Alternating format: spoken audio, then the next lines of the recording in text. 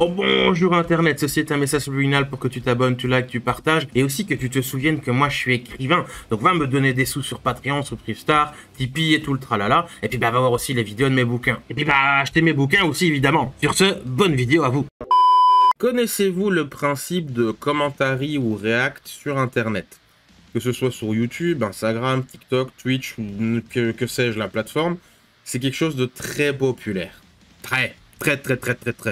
Pour pas dire que Internet devient pratiquement que ça. Enfin, en tout cas, on sent que ça devient de plus en plus présent. Depuis plusieurs années, déjà, il y a ce qu'on appelle les news et drama channel. Donc, c'est des trucs qui vont couvrir des dramas, des actualités, des embrouilles et tout le tralala.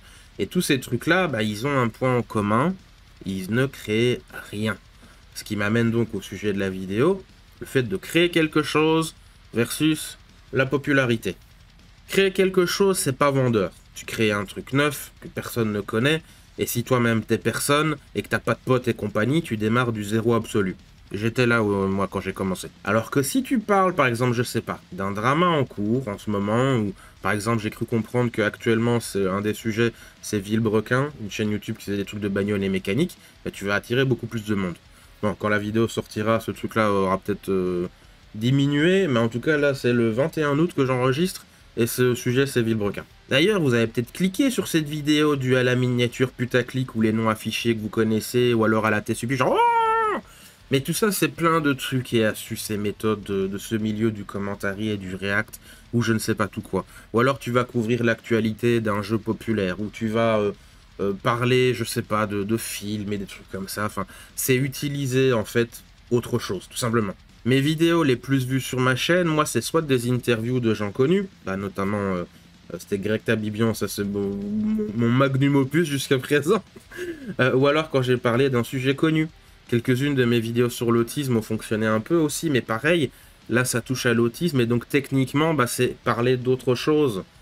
Créer quelque chose de neuf aujourd'hui, à partir de zéro, sans aide promotionnelle, sans nom connu pour te porter, sans personne qui fait ta pub ou participe au bouche à oreille, bref, le niveau le plus bas, limite t'es en négatif, le résultat va être catastrophique au début. Ou en tout cas, les statistiques, les chances de réussite sont proches du zéro absolu. Je me souviens, moi, quand j'ai commencé avec mes bouquins, on disait tout le temps « Ah mais oui, mais regarde J.K. Rowling !» Je parlais de mes difficultés à me faire connaître et tout ça, et on me sortait juste ça en mode « Mais t'inquiète, tu vas y arriver !» Ces gens ne disaient que ça.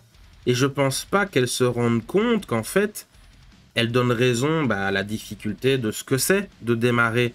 Et qu'en vérité, t'es mort. C'est-à-dire que J.K. Rowling, en fait, c'est l'exception à la règle. Évidemment qu'il y en a des auteurs qui ont galéré, explosé, plein, il n'y a que ça même. J'irais limite que tous ceux qui ont réussi, c'est des gens qui ont galéré avant. Ou alors c'était après leur mort, comme Lovecraft. Mais ça veut dire que la règle de base, c'est que tu galères. Oui, mais on n'y arrive pas. Voilà. Eh bien, il faut te forcer. Et ça veut dire aussi que ceux qui ont raté, ils sont probablement des millions ou des milliards. Mais on n'a même pas les stats parce que on sait pas combien ils sont, on sait pas où ils sont, on sait pas chercher, on peut qu'imaginer. Donc c'est limite infini. Je sais, hein, c'est un discours défaitiste et voilà, machin, négatif, blablabla. Mais c'est la réalité, c'est comme ça. Le nombre d'auteurs et d'artistes que je vois en convention qui sont dans la même merde, et en fait, moi je suis l'un de ceux qui s'en sort le mieux du lot presque. Vous imaginez un peu? J'arrive à avoir assez de rentrées pour investir, pour produire, je fais un truc par an. À chaque fois quand je dis ça aux gens, c'est oh, putain, mais t'es productif de fou. Enfin, je peux acheter mon stand à peu près où je veux, à peu près, hein, il y a évidemment des exceptions. Et encore une fois, ça c'est grâce à ma pension de personne handicapée, mais aussi que j'ai un petit peu de rentrée. Donc malgré que je galère, je suis l'exception qui s'en sort bien. Mais en tout cas, je suis pas dans le format standard du mec qui galère qu'à 0 €, tu vois. Je laisse un moment de silence pour que vous compreniez bien ce que ça signifie donc pour le pignouf moyen. Et je m'inclus là-dedans. Je suis un pignouf moyen. Et en vérité, ce qui change la donne, c'est le facteur chance. C'est le facteur de bon moment, bon endroit.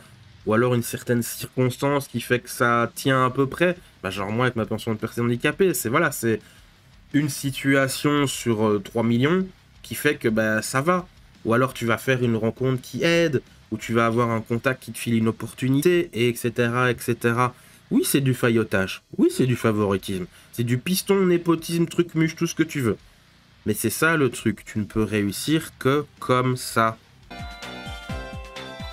Parce que moi, j'aime bien l'argent. J'adore cette musique. L'argent, c'est rigolo. Si tu joues selon les règles, ça ne marche pas. Ou en tout cas, les chances seront très élevées que ça ne marche pas. Car les règles sont faites de sorte que personne ne soit favorisé, mais aussi que personne ne réussisse vraiment si tu y réfléchis. Parce qu'en fait, les règles, ça maintient tout le monde à un niveau équivalent, c'est-à-dire le plus bas. Du coup, dès que tu as un petit avantage, t'es devant tout le monde. C'est genre dans les RPG ou les MMORPG, voilà, tu gagnes 10 niveaux d'un coup. T'es forcément bien devant les autres. Et donc après, une fois que tu as un petit avantage, tu vas commencer à prendre un stand plus grand, puis tu vas à des conventions plus grandes, plus imposantes, tu as une déco qui en jette un peu plus, tu vas donner un petit billet aux influenceurs pour qu'ils t'aident un petit peu ou qu'ils fassent la pub, etc. etc. C'est un peu genre... c'est moche hein, ce que je vais dire. Le premier qui triche gagne. Ou alors dans des mots un peu moins tristes, cette magnifique citation dans Kaamelott. Arturos, centurion. Arturos, Dux Bellorum, je suis chef de guerre, j'ai jamais donné un ordre à personne, j'ai même pas eu le temps. Je mérite pas d'être chef de guerre, je mérite pas d'être centurion, je mérite même pas de faire son boulot à celle-ci qui passe ses journées à vous torcher le cul. Ça suffit maintenant, hein? Arturos. Non. Écoute-moi, bon sang. Je mérite pas d'être chef. Non, on ne devient pas chef parce qu'on le mérite, en douille. On devient chef par un concours de circonstances, on le mérite après. Vous pourrez toujours voir et repérer ceux qui le méritent, d'ailleurs, comme dit Pierre Mondy, donc l'acteur de César dans Kaamelott. Le personnage de César dans Kaamelott, il est magnifique, c'est des perles de sagesse à chaque fois et des scènes extrêmement touchantes. Et c'est incroyable, c'est incroyable. Ce personnage-là en particulier, je trouve que c'est l'une des plus belles choses qu'il y a dans toutes les saisons de Kaamelott. Voilà, petit aparté, désolé. Mais voilà, ces gens-là qui vont le mériter et tout ça, ils sont reconnaissants, ils ne se reposent pas sur leur laurier, ils n'ont pas la grosse tête et ils sont prêts à aider leurs prochains, sincèrement, la main sur le cœur, parce qu'ils savent justement ce que c'est que de démarrer de rien et de galérer, d'être au milieu de l'océan en pleine nuit et nager vers nulle part. Parce que comme le dit aussi César dans Kaamelott, il y a cette belle phrase-là sur le fait d'être fort, les chefs et tout ça. Des chefs de guerre, il y en a de toutes sortes. Des bons, des mauvais, des pleines cagettes, il y en a. Mais une fois de temps en temps, il en sort un exceptionnel. Un héros, une légende. Des chefs comme ça, il n'y en a presque jamais. Mais tu sais ce qu'ils ont tous en commun? Tu sais ce que c'est? Leur pouvoir secret? Non. Ils ne se battent que pour la dignité des faibles. Alors tout ça c'est bien sombre, hein, je sais, plutôt à charge indirectement contre ceux qui font du react et du commentary et news machin truc. Mais comme tout le monde, moi je regarde ce genre de trucs.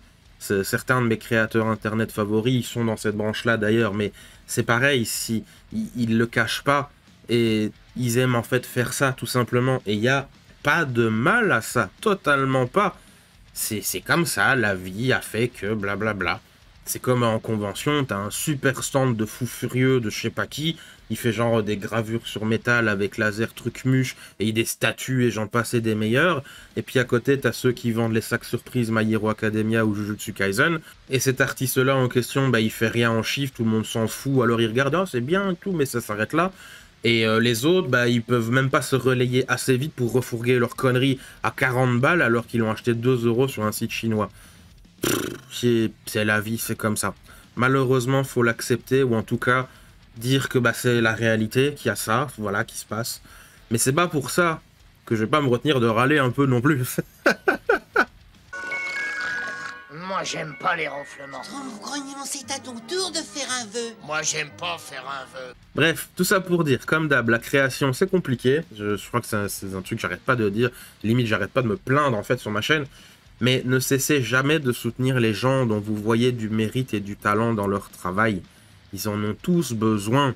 Et je parle pas pour moi, c'est global, c'est en général, c'est universel. J'en sais quelque chose d'ailleurs, c'est sans les quelques fans et les soutiens que j'ai, je serais nulle part, je serais encore sous le zéro. J'aurais jamais fait tout ce que j'ai fait, j'aurais jamais accompli tout ça, je serais pas où j'en suis maintenant. Et je ferai pas ce que je fais maintenant dans le présent grâce à ces quelques personnes qui me soutiennent, parce qu'elles ont une valeur inestimable. C'est une vérité absolue. Un créateur sans public n'existe pas. Bon ben voilà, la vidéo elle est finie. N'hésite pas à nous rejoindre sur le Discord, le lien est dans la description. Au revoir Internet, gros bisous.